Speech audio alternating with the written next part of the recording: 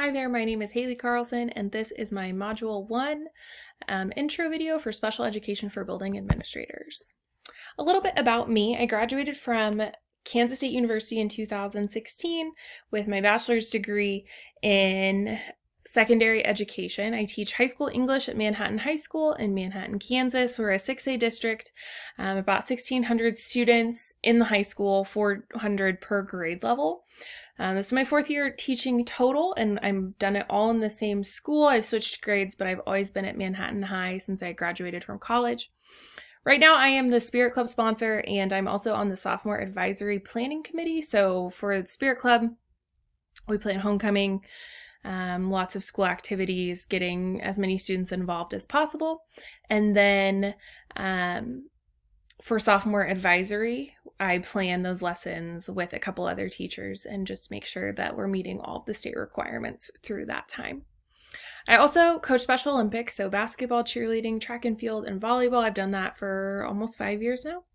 And then hopefully we'll get married in May. May 23rd is our wedding date. The virus has really thrown some stuff off, so fingers crossed, praying for that. Hopefully May 23rd is still on. I really love reading, writing. I love watching Netflix, spending time outside. I love warm weather. I'm very excited for spring and summer and getting outside and just playing.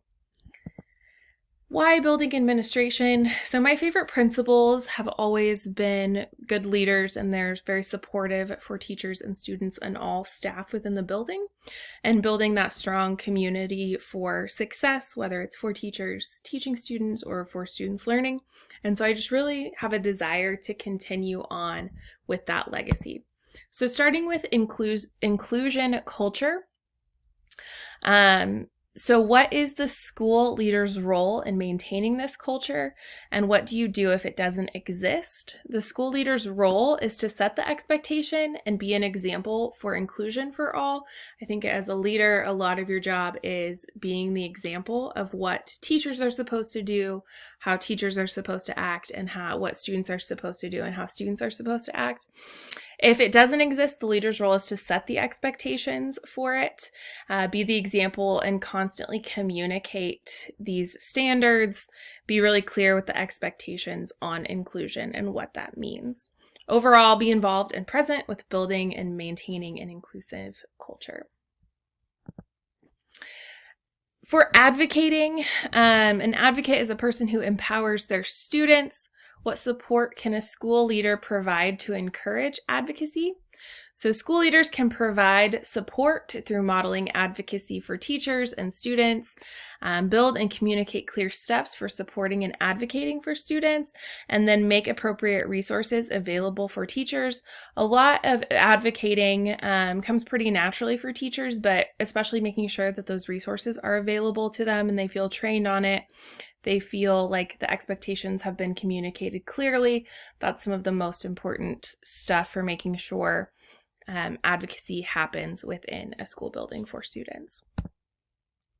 Equitable treatment. So what plans and strategies can be implemented to ensure the equitable treatment of students and/or staff in an all-inclusive culture? So to ensure equity, school leaders can provide support and training for all teachers on equity and inclusion. So making sure that teachers are communicated with, that they know what equity means, that they know what inclusion means, they know what those standards and expectations are for that within the district, and then also build student steps and supports to provide for each student and meet their needs. Make sure that, like we use the MTSS system here in Kansas, making sure that Tier 1 students, Tier 2, Tier 3, they all have what they need in order to be successful during the school day and into their future. Changing negative assumptions. This is the last one. So what steps can a school leader take to change negative assumptions that affect teaching and learning in an inclusive culture?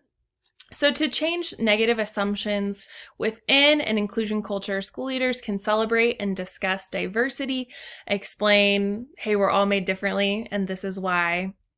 Some people have different opportunities, provide trainings and professional development for staff so that they understand, and then encourage perseverance through struggles. So the system can't always be perfect, but always making sure that you are following those laws and guidelines and everything that goes along with that, making sure that your communication is top notch so that teachers are not confused, students are not confused, everyone is on the same page and they know what's going on. I am super excited to learn in this class. Special education is something that I've worked in, and I've worked with special ed students and I've coached Special Olympics, but I don't know a ton beyond being a regular classroom teacher, general ed teacher. So I'm excited to learn more, and I can't wait to learn from you all. Thanks for watching.